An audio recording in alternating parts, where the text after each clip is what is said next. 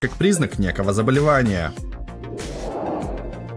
Девочка из штата Техас, США, страдает от редкого заболевания, которое заставляет ее постоянно чихать. Школьница Кейтлин Торнли ежедневно испытывает дичайший дискомфорт, ведь она не может не только нормально общаться со своими сверстниками, но также у нее не получается комфортно ни говорить, ни есть. А все дело в том, что девочка чихает по 12 тысяч раз в день.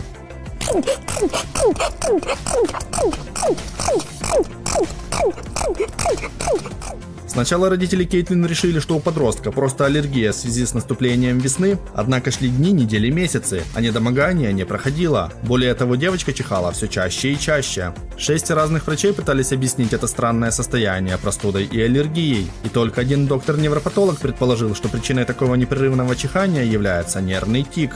Кстати, а у вас чихание вызывает больше удовольствия или раздражения? И какие самые необычные раздражители заставляют вас чихнуть? Лично я всегда чихаю, когда впервые за день смотрю на яркое солнце.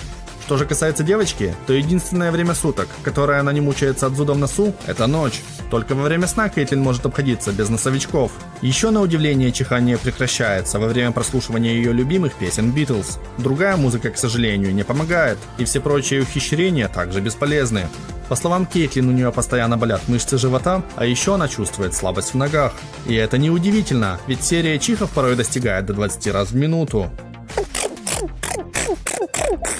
По словам доктора-невропатолога, ее тик похож на синдром Туретта, генетическое расстройство, которое развивается в детском возрасте и характеризуется множественными тиками, в том числе моторными, вокальными и механическими. Например, человек может быстро моргать или двигать носом, либо же выкрикивать разные слова, которые часто оскорбительные. Slapping your grandma twice with a biscuit? Fuck you. Right, ask me fucking anything about my dick.